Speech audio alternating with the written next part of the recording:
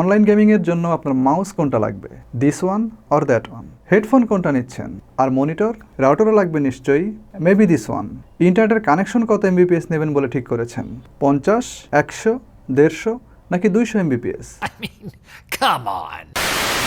একটা জিনিস মাথায় রাখবেন, লাখ টাকার গেমিং পিসি অ্যাক্সেসরিজ অথবা অনেক দামি একটা রাউটার, কোনোটারই কিন্তু ক্ষমতা নাই আপনার গেমিং এক্সপিরিয়েন্সকে 100% ফুল প্রুফ করার। বরঞ্চ আপনি এগুলোতে বেশ খানিকটা কম্প্রোমাইজ করে হলেও ইন্টারনেটের কানেকশনটা যদি 100% না হোক, অন্ততপক্ষে 90 বা 80% যদি ফুল প্রুফ করতে পারেন, তাহলে কিন্তু অনেকটা বেটার রেজাল্ট পাবেন এবং সেটাই অ্যাকচুয়ালি আপনার কাজে লাগবে। আর অনলাইন মাল্টিপ্লেয়ার গেমগুলো অ্যাকচুয়ালি কীভাবে কাজ করে এবং এসব গেম থেকে রিয়েল টাইম এক্সপিরিয়েন্স পাওয়ার জন্য আপনার ইন্টারনেট কানেকশন কী কোয়ালিটির হতে হবে সে সম্পর্কে আজকের ভিডিওতে থাকছে বিস্তর আলোচনা।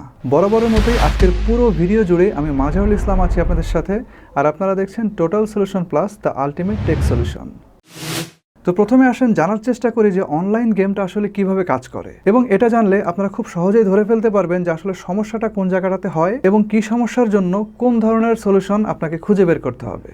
প্রথমেই আপনি যখন কোনো অনলাইন মাল্টিপ্লেয়ার গেমের ভিতরে প্রবেশ করবেন, তখন সেখানে একটা ভার্চুয়াল ক্যারেক্টারের সৃষ্টি হবে এবং আপনার মতো আরও যারা এইসব গেম খেলছে অর্থাৎ এই গেমের ভিতরে আছে ওই সময়ের জন্য তাদের প্রত্যেকের জন্য আলাদা আলাদা এক একটা করে ভার্চুয়াল ক্যারেক্টারের সৃষ্টি হবে। আধুনিক যত গেম আছে, যেমন ধরেন পাবজি অথবা ফ্রি ফায়ার, প্রত্যেকটা গেমই কম বেশি ক্লায়েন্ট সার্ভার মডেল ফলো করে।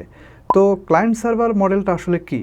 একদম সহজভাবে বলি, আপনি মাল্টিপ্লেয়ার গেম খেলার সময় কম্পিউটারের মাউস ক্লিক বা মাউসের মুভমেন্ট অথবা কিবোর্ডের বাটন প্রেসের মতো যে কোনো কিছুকে গেম আপনার ক্যারেক্টারের আপডেট ইনপুট স্ট্যাটাস হিসাবে গ্রহণ করে এবং এই ইনপুট স্ট্যাটাসটা ওই সময় গেমের মধ্যে থাকা বাকি প্লেয়ারদের কাছে আউটপুট স্ট্যাটাস হিসাবে শো করে।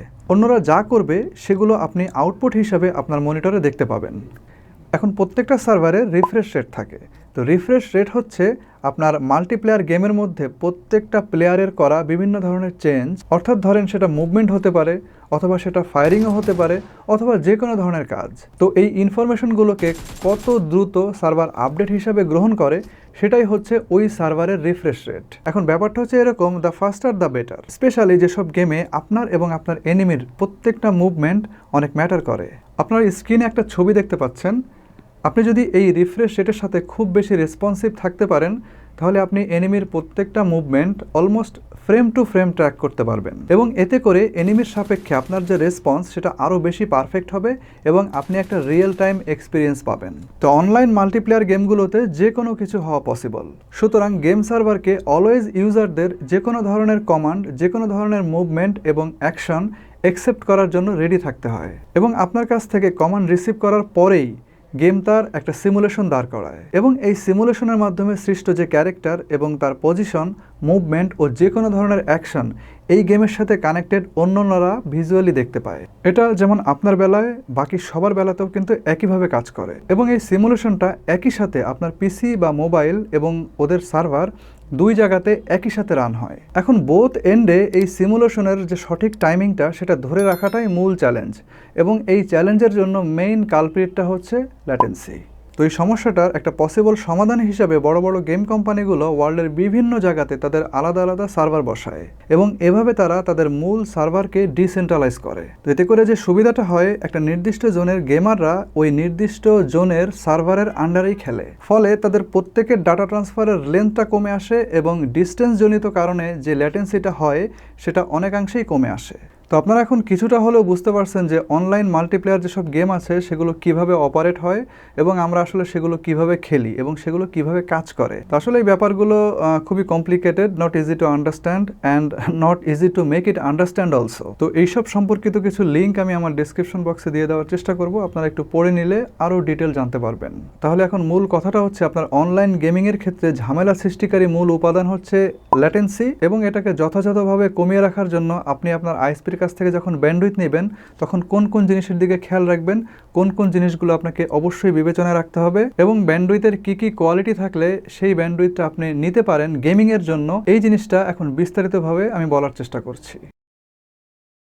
তো প্রথমে হচ্ছে upload speed versus download speed. তো আপনার লাইনে ডেফিনেটলি একটা ডিসেন্ট আপলোড স্পিড থাকতে হবে, সেটা আপনি ডেফিনেটলি ডাউনলোড স্পিডের তুলনায় খানিকটা কমই পাবেন, বেশিরভাগ লাইনেই সাধারণ লাইনগুলোতে এরকমই থাকে। তারপরেও খেয়াল রাখবেন যেন এই আপলোড স্পিডটা একদমই কম না থাকে, অর্থাৎ আপনি লাইন নিয়েছেন 25 Mbps বাট সেখানে আপলোড স্পিড মাত্র 1 Mbps, এমনটা যেন না হয়। মনে রাখবেন গেমিংয়ের ক্ষেত্রে একটা বড় ব্যান্ডউইথের চাইতে ওই ব্যান্ডউইথে যথেষ্ট পরিমাণ আপলোড স্পিড থাকাটা অনেক ইম্পর্টেন্ট, এবং এই আপলোড স্পিডটা আপনি ডাউনলোড স্পিডের অর্ধেক অথবা 3/1 পর্যন্ত কনসিডার করতে পারেন। আপনি মনে রাখবেন আপনি গেম খেলার সময় যা করবেন, সোজা কথা যা করবেন, সবই হচ্ছে আপলোড স্পিডের সাথে সম্পর্কিত। আপনার যে কোনো ধরনের মুভমেন্ট, আপনি কোনো একদিকে হাঁটছেন বা দৌড়াচ্ছেন, আপনি ফায়ার করছেন, অর্থাৎ যে কোনো ধরনের কিবোর্ড অথবা মাউসের ক্লিক, ইভেন আপনি মাইক্রোফোন দিয়ে যে কথাগুলো বলছেন সেগুলোও কিন্তু আপলোড হিসেবে কাজ করবে। আর আপনার এই সব কি প্রেসের কারণে যে কোনো ধরনের মুভমেন্ট, আপনার এবং আপনার চারিদিকের যে পরিবর্তন, সোজা কথা আপনার চারপাশের এনিমির মুভমেন্টের কারণে গ্রাফিক্সের যদি কোনো পরিবর্তন হয়, সেগুলো আপনি সবই ডাউনলোড হিসাবে কাউন্ট করতে পারেন। আপনি 4x বা 8x জুম করেছেন, জুম করার জন্য ক্লিক করেছেন, এটা হচ্ছে আপলোড। জুম হওয়ার পরে যে পিকচারটা আপনার সামনে চলে আসছে সেটা হচ্ছে ডাউনলোড। আপনি গেমের ভিতরে যত ধরনের শব্দ শুনতে পান সবই ডাউনলোড হয়ে আপনার কাছে আসে। আপনি গেমের ভিতরে যত ধরনের সাউন্ড করতেছেন সবগুলোই কিন্তু আপলোড হিসাবে যাচ্ছে, এবং ওই সাউন্ডটাই যখন অন্য প্রান্ত থেকে অন্য একজনের পিসিতে শোনা যাচ্ছে সেটা কিন্তু তার জন্য ডাউনলোড হিসাবে কাজ করতেছে।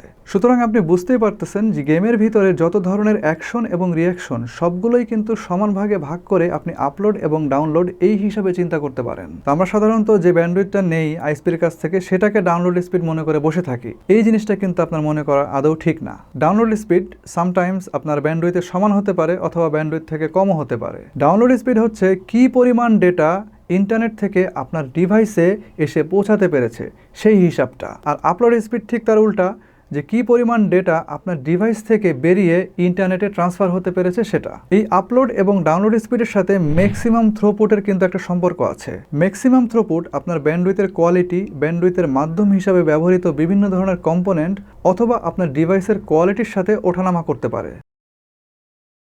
এবার তাহলে ব্যান্ডউইথ কতখানি নিব? 25 Mbps অথবা 50 Mbps না।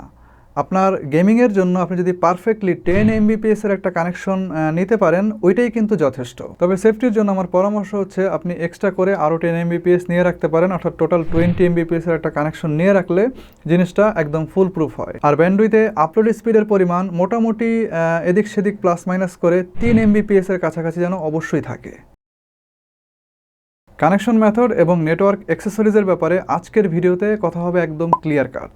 ডেফিনেটলি FTTH অর্থাৎ fibre to the home with good quality fibre like Usha Martin or Paramount.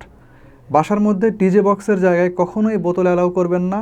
R ONU যেহেতু বেশ গুরুত্বপূর্ণ একটা রোল প্লে করে FTTH কানেকশনের ক্ষেত্রে, সো ওএনইউ নেওয়ার ব্যাপারে বেশ সতর্ক হবেন। আজে বাজে রিফারবিশ অনু ব্যবহার করা থেকে একদম বিরত থাকবেন। এক্ষেত্রে সিডাটা এবং বিডিকম ইউজ করতে পারেন, এগুলো বেশ ভালো অনু। হুয়াওয়ে সহ আরও যেসব রিফারবিশ অনু বাংলাদেশের মার্কেটে এখন সেল হচ্ছে সেগুলো পারচেস করা থেকে বিরত থাকবেন, সেগুলোকে অ্যাভয়েড করবেন। যদি ক্যাট 6 অথবা ক্যাট 5 এর কেবল আপনার ব্যবহার করতেই হয় তাহলে ভালো মানেরটা ব্যবহার করবেন। খেয়াল রাখবেন ক্যাট 5 এর লেন্থ যেন 100 মিটার আর ক্যাট 6 এর লেন্থ যেন 55 মিটারের উপরে না যায়। ভাই হয়তো, দিছি তো, করে, দেখি তো, চলে তো, সমস্যা তো করে না, please don't use such words. You have to follow the theory. এর সঙ্গে সঙ্গে ভালো মানের কানেক্টর ইউজ করতে হবে। আপনি মনে রাখবেন প্রত্যেকটা কম্পোনেন্ট, খারাপ কম্পোনেন্ট আপনার ল্যাটেন্সিকে বাড়ানোর জন্য দায়ী। প্রত্যেকটা কম্পোনেন্ট একটু একটু করে কিন্তু আপনার ল্যাটেন্সিকে বাড়াতে থাকবে এবং শেষ পর্যন্ত সেটাকে একটা বড় ল্যাটেন্সিতে পরিণত হয়। সবাই যদি তার প্রয়োজন অথবা চাহিদা অনুসারে ব্যান্ডউইথ নেয়, আইএসপিও যদি অ্যাকুরেটলি ব্যান্ডউইথ ডিস্ট্রিবিউশন করে তাহলে পিক আওয়ারে খুব একটা সমস্যা হওয়ার কথা না। তবে পিক আওয়ারে রিজিওনাল নেটওয়ার্কিং কনজেশনের যে প্রবলেমটা সেটা কিন্তু থেকেই যায়। তারপরেও চেষ্টা করবেন আপনারা পিক আওয়ারে গেমিংটা না করার জন্য। গেমিংয়ের জন্য আপনারা যদি অফ পিক আওয়ারটা বেছে নেন তাহলে সবচেয়ে ভালো হবে। তো ভিউয়ার্স, এই ছিল আমার তরফ থেকে গেমারদের জন্য ক্ষুদ্র সাজেশন। যদি ভালো লাগে অবশ্যই ভিডিওতে লাইক দেন, বন্ধুদের সাথে শেয়ার করেন, চ্যানেলটা সাবস্ক্রাইব করে রাখতে পারেন। শীঘ্রই দেখা হবে অন্য কোনো নতুন ভিডিওতে। সে পর্যন্ত সবাই ভালো থাকেন, নিরাপদে থাকেন এবং সুস্থ থাকেন। আল্লাহ হাফেজ।